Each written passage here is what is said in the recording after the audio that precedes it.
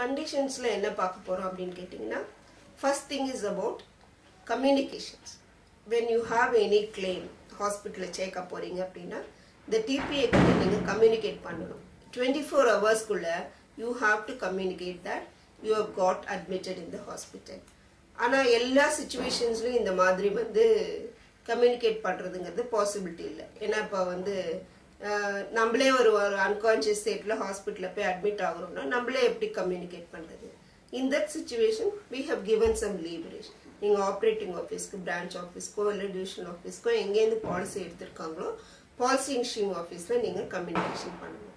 அதே போல டிஸ்சார்ஜ் ஆன பிறகு within 15 days you have to submit all those documents. These are all some of the important conditions which comes under our health policy. And the conditions le further pathingen sonna this one cumulative bonus.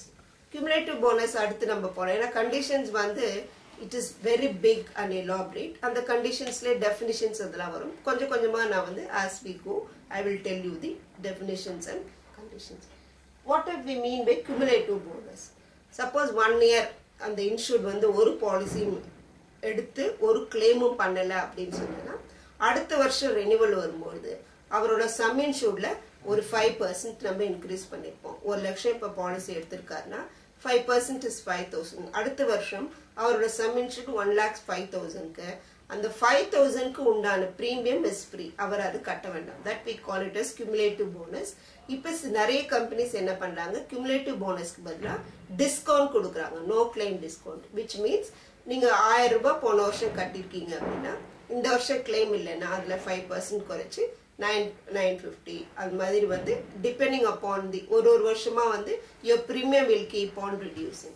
That is called some bonus or some discount we are giving because we are a good client to the company அப்படிங்கிறதுக்காக.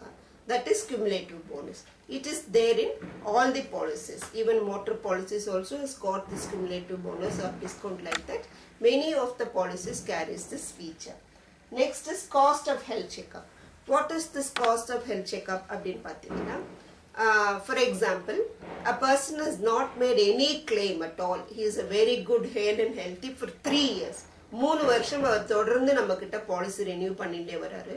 3 வருஷமும் அவர் எந்த கிளைமும் பண்ணல அப்படின்னு சொன்னா 4th இயர்ல அவர் policy renew பண்ணின உடனே we will give some expenses for the health checkup. He can go to any hospital or any clinic or any doctor, take a master health checkup. And the cost of the health checkup number reimbursement panna porom. 1% of the sum insured, average sum insured will be given as a benefit to his health checkup. That is the bonus or health benefit we should say for being a very good client of us without making any claim for 3 years. That is the cost of health checkup. Now we will see the sum insured and the premium. Of course all of you know that any insurance policies will have a limitations. The maximum amount that is payable under the policy is called the sum insured. Health policy has also got some cappings. எவ்வளவுக்கு நீங்க sum insured எடுத்துக்கிறீங்களோ அந்த அளவுக்கு உங்களுடைய hospitalization expenses will be reimbursed. And for that we collect a premium from the client. All these things are basic things without which an insurance company cannot function. Next we will go to the age limit. What is the maximum age limit a person can be take a health insurance policy? இப்ப new IRDA regulations பிரகாரம் 65 வயசு வரைக்கும் நீங்க health insurance policy கொடுக்கணும். That is a compulsory. You cannot refuse an old person saying that உங்களுக்கு 60க்கு மேல ஆயிடுத்து health policy கொடுக்கணும் அப்படிங்கற கொடுக்க முடியாது அப்படிங்கற ஸ்டாண்டர்டை எந்த இன்சூரன்ஸ் கம்பெனி எடுக்க கூடாது.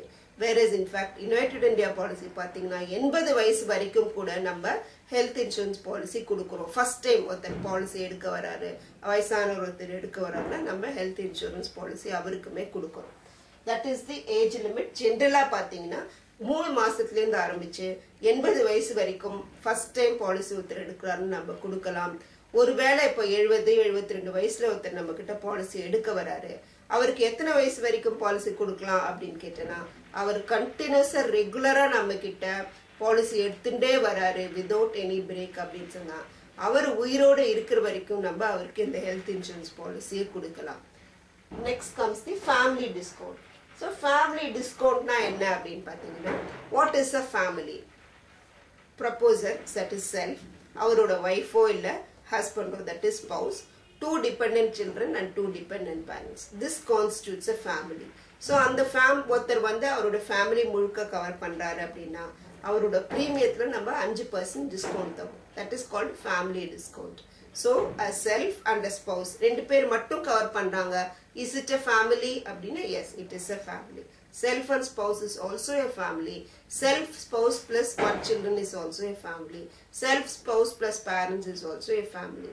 இதுல என்னன்னு கேட்டோம்னா ஒரு peculiar aspect of health insurance is, suppose ஒருத்தருக்கு கல்யாணம் ஆயிடுது ஆனா அவருக்கு மட்டும்தான் பாலிசி எடுக்கிறாரு, ஒரு வருஷம் பாலிசி நம்ம கொடுத்துட்டோம். திடீர்னு வந்து அவர் என்ன பண்றாரு, ஜனவரிலேருந்து டிசம்பர் வரைக்கும் 1 year பாலிசி கொடுத்த பிறகு ஏப்ரல்ல நடுவுல வந்து சார் என்னோட ஒய்ஃபையும் சேர்த்துக்கோங்க அப்படின்னா நம்ம நடுவுல அவரோட ஒய்ஃபை அந்த பாலிசியில சேர்க்க முடியாது. No inclusion is allowed during the currency of the policy. அவர் பாலிசி எடுக்கும்போது அவரோட ஒய்ஃபையும் கவர் பண்ணிருக்கணும். இல்லைன்னா he has to wait for 1 year to include his spouse in the policy. So if he says illa எனக்கு wife க்கு separate policy கொடுங்கனா okay, we will give a separate policy for the wife. That is not a problem. But any inclusions during the currency of the policy, suppose நான் wife-க்கும் எனக்கு மட்டும் எடுத்துர்க்கேன், என்னோட பையனை include பண்ணனும் அப்படினா that is not possible. Whereas policy எடுக்கும்போது எனக்கு வந்து என்னோட குழந்தை அப்ப பிறக்கல, during the currency of the policy தான் எனக்கு குழந்தை பிறந்ததுனா then you can include, such inclusion is possible. Newborn baby ஆனா அந்த பேபிக்கு 3 மாசம் ஆயிருக்கணும், 3 மாசத்துல இருந்தா நம்ம இன்சூரன்ஸ் ஹெல்த் பாலிசி கவர் கொடுப்போம். So any newborn baby can be included during the currency of the policy. அதே போல பாலிசி அவர் தனக்கு எடுத்திருக்காரு, தன்னோட பேரண்ட்ஸ்க்கு எடுத்திருக்காரு, அப்ப வந்து அவருக்கு கல்யாணம் ஆகல, currency of the policyல தான் கல்யாணம் ஆகிறது அப்படின்னு சொன்னா அப்ப you can include your spouse. Newly married spouse can be included during the currency of the policy. Otherwise generally policy எடுக்கும்போது என்ன மெம்பர்ஸ் இருக்காங்களோ அவங்களை include பண்றது during the currency of the policy is not possible. So if a person includes all the members in the family, we will be giving a discount in his premium, that is 5% discount. Proposal form of course is the basis of the document contract between the insurance and the insurance company, insured and the insurer. We call ourselves as insurer and a person who is proposing for the insurance is called insured. So proposal form is a very very important document. அதுல பாத்தீங்கன்னா எல்லா क्वेश्चंसும் ரொம்ப அழகா fill up பண்ணி கொடுத்திருந்தாதான் it is better for him. மெயினா வந்து அந்த ப்ரொபோசருக்கு நல்லது. ஏன் கேட்டனா இப்போ வந்து நம்ம ஹெல்த் செக்அப் கேட்க போறது கிடையாது. பழசுல பாத்தீங்கன்னா 45 இயர்ஸ்க்கு மேல இருக்கிறவங்களுக்கு ஹெல்த் செக்அப் பண்ணிட்டு தான் நம்ம ப்ரொபோசலே அக்செப்ட் பண்ணுவோம், ஹெல்த் இன்சூரன்ஸை அக்செப்ட் பண்ணுவோம். இப்போ வந்து இப்போ IRDA நார்ம்ஸ் பிரகாரமோ நம்ம யுனைடெட் இந்தியாவும் சேர்ந்து டிசைட் பண்ணிருக்கோம் நம்ம ஹெல்த் செக்அப்பே வேண்டாம் அப்படின்னு சொல்லிட்டு.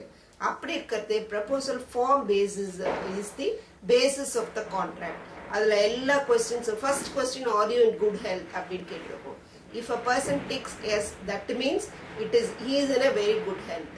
அவர் ஒண்ணுமே fill up பண்ணாம விட்டாருன்னு சொன்னா it is a blank, which means we say we have non-disclosure ஒரு முக்கியமான ஒரு கண்டிஷன் இருக்கு. அதை எடுத்துன்னு போயிட்டு imagine an insured is not declaring he is a diabetic, நம்ம கிட்ட பாலிசி எடுத்துறாரு, அப்புறம் ஹாஸ்பிடலைசேஷன் ஆகி கிளைம் பண்ணும்போது வாட் we will say, நீங்க டயபெட்டிக்ங்கிறத எங்கள்கிட்ட சொல்லல, which leads to non-disclosure, so your claim is not payable அப்படின்னு சொல்லுவோம். இல்ல he is telling yes I am in a very good health அப்படின்னு சொல்றாரு, ஆனா வந்து கிளைம் பண்ணும்போது டயபெட்டிக்ஸ்ங்கிறது நம்மளுக்கு அப்புறம் தெரிய வரும்போது you said you are in a good health whereas you were suffering from diabetics which you have not mentioned.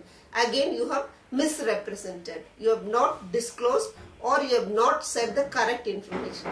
So those two clauses right in better, there are many chances that his claims may get repeated. So proposal form is a very very important document that is the basis of the contract, which should be filled up clearly by the insured. That you tell it to the insurer. This any proposal form contains the medical questionnaire as I told you. It will have all the questions in the proposal form, which should be filled up properly.